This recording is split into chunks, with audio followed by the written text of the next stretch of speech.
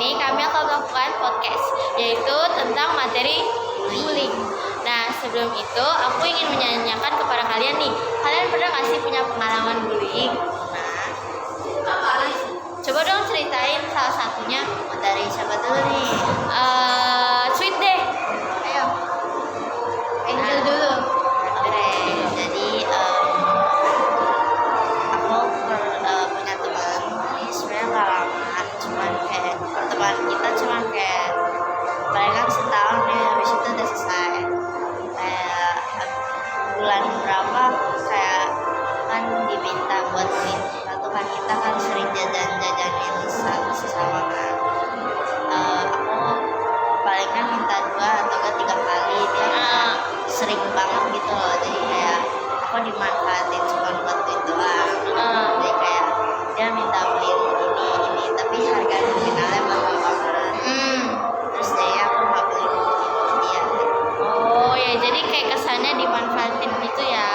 Nah, kalau kamu gimana? Kalau aku ini dari kelas 1 karena aku bukan alumni seksi, jadi kayak dijauhin dulu awal mulanya. Jadi kalau main bareng itu kita keduanya itu nggak dibolehin buat Oh, dilarang.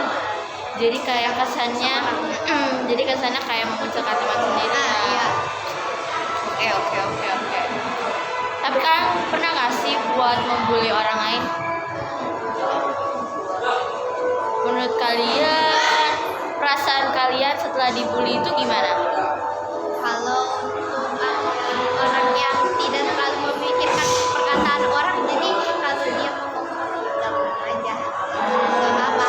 Aku sih nggak terlalu mikirin sih, biar Tuhan yang jalanin aja. Cuman tapi kalau udah berlebihan ya nggak bisa juga. Iya sih, kalau misalnya udah berlebihan kayaknya udah, maksudnya kita yang juga nggak enak ya, karena kan misalnya nih kalau misalnya ternyata dia teman kita nih, nah terus tiba-tiba dia jadi pembuli nih, membuli kita nih ya, ini kan rasanya kayak nggak enak gitu. Nah, sambil berbincang tentang masalah teman nih, kalian pernah nggak sih yang tadi aku bilang kalau kalian punya teman terus tiba-tiba tuh kena bully gitu loh? Teman kita yang gini. Enggak, maksudnya kayak kita kena bully teman kita sendiri gitu ya sih. Enggak sih. Kayaknya aku pernah, kan kita lagi main game nih, terus ada gambar hewan lah, terus dikira kayak itu mirip kamu. Oh ya. Tapi kalau aku yang pernah experience itu kayak ngatain sama orang tua itu sering banget pasti. Iya. Nah, itu termasuk pembulian apa tuh? Itu sih. Termasuk verbal. Verbal. Iya. Termasuk verbal dalam perkataan gitu ya. Nah, habis itu menurut kalian nih, pergaulan itu berpengaruh besar gak sih kalau misalnya kalian itu mau jadi seorang yang baik? Lingkup pertemanan kalian itu berkesinambungan gak sih? Nah, kalau pergaulan kita yang sama teman-temannya nggak baik ya kita otomatis bakalan terbawa arus sama mereka, jadi ikutan nggak baik. Kalau menurut kamu gimana? Sama kayak Jessica sih. Nah, terus menurut kalian akibat dari seseorang yang dibully itu gimana sih? Kalau yang paling pertama biasanya mentalnya udah down dulu nih, pasti kayak otomatis jadi pendiam. Oh ya, karena itu juga yang membuat kayak seorang pembuli ini suka mencari-cari orang-orang yang pendiam gak sih? Yang Iya. jarang aktif di kelas Gitu. Biasanya kayak gitu. Tapi kalau kalian melihat teman kalian dibully gimana sih perasaannya? Kalau Sebenarnya aku sih minta buat informasi biar aku kayak nge-supportnya yang mana dulu nih, biar gak salah paham. Nah, nggak ada miscommunication ya. Jadi maksudnya kayak ntar tiba-tiba kalau kamu nggak gali informasi lebih dalam, salah informasi. nah ya nanti malah kamu ngebela yang salah malahan ya kan? Iya, tapi kalau kamu bener sama dilihat dulu siapa yang salah, siapa yang duluan. Jadi ya udah, kalau bener udah keterlaluan ya lakukan. Tapi kalian pernah gak sih merasa terbully nih? Kayak kalian udah lapor sama guru nih, tapi guru ini nggak bertindak secara lebih lanjut gitu loh. Coba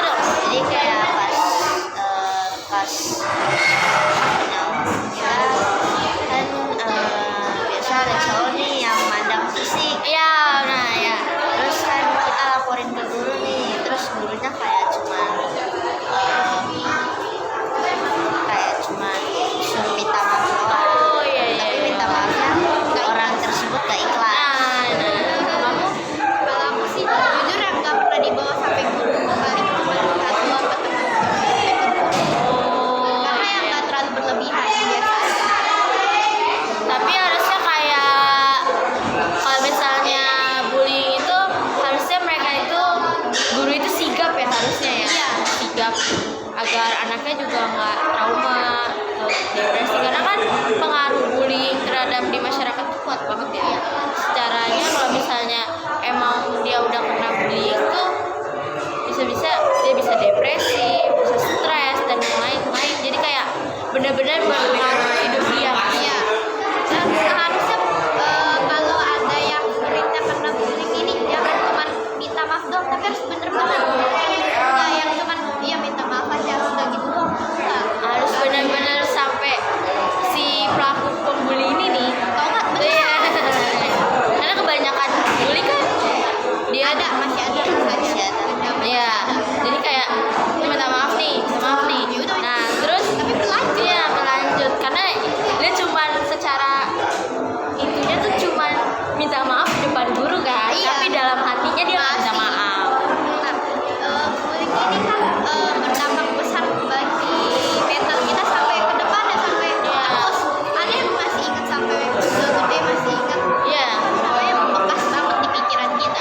Jadi kan kesannya kayak trauma ya istilahnya. Kalau misalnya nih kalian dibully nih di SMP, terus akhirnya tuh pas kalian kuliah itu masih terasa gitu loh. Oke. Tapi menurut kalian apa sih konsekuensi yang harus ditanggung seorang pembuli?